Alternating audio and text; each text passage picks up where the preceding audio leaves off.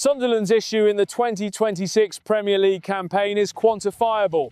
Among clubs outside the traditional top six, they rank in the bottom 5 for touches inside the opposition box per 90 minutes. Their XG per shot is respectable, but the overall shot volume is lacking. Lebris's 4-3-3 produces wide entries, yet the central striker averages fewer than 5.5 touches in the box per game.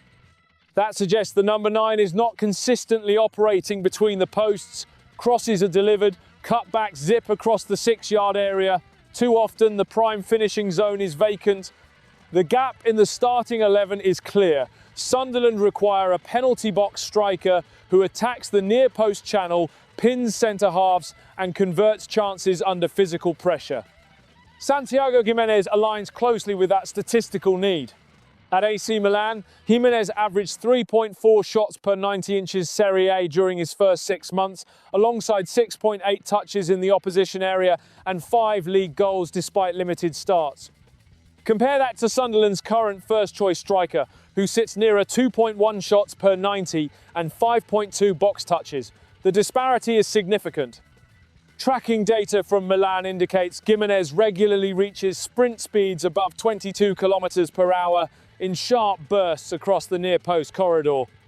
Sunderland's present striker tends to drop short to link play and rarely exceeds 18 high-intensity runs per match.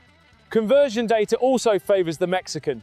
2 of his 5 Serie A goals came from Central Zone 1, within 8 yards of goal.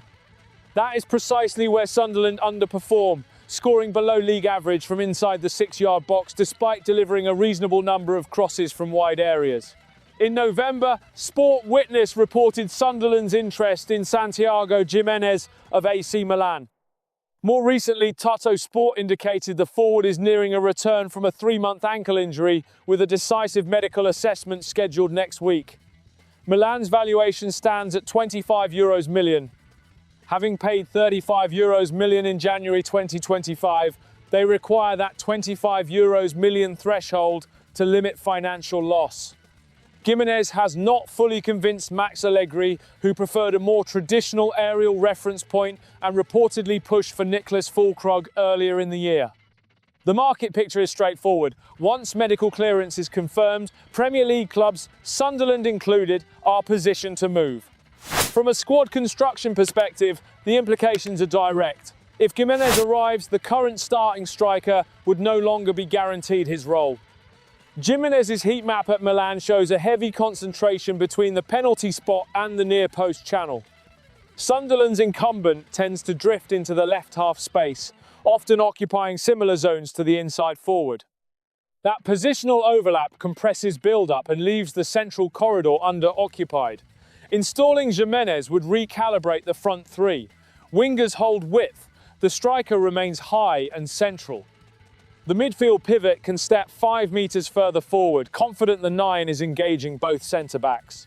Given the Premier League's physical intensity in 2026, with sustained pressing and quicker defensive transitions, a striker capable of absorbing contact and still finishing becomes more than a stylistic adjustment. It enhances territorial control. It reduces second ball disorder. It limits recovery sprints because more attacks conclude with shots rather than turnovers around zone 14. There is, naturally, medical risk. An ankle injury for a forward reliant on explosive movement cannot be dismissed lightly. The upcoming assessment in Turin will determine whether he can return immediately to full load or requires a phased reintegration through pre-season. Yet the performance model is evident. Sunderland are no longer solely focused on survival. The next progression is clinical efficiency in the penalty area. €25 million would secure a 24-year-old with 5 Serie A goals in half a campaign, strong shot output and proven box occupation metrics. The decision is straightforward. Do Sunderland commit €25 million to a profile that directly addresses a measurable scoring shortfall, accepting both medical risk and a reshuffle at centre forward? Or do they continue with a striker who links play effectively but leaves the 6-yard area sparsely populated? From a data perspective, the differentiator is box presence. Gimenez elevates that baseline immediately. The final call rests on medical clearance and whether his explosive metrics return to pre-injury standards. If they do, the numbers make a compelling case for action.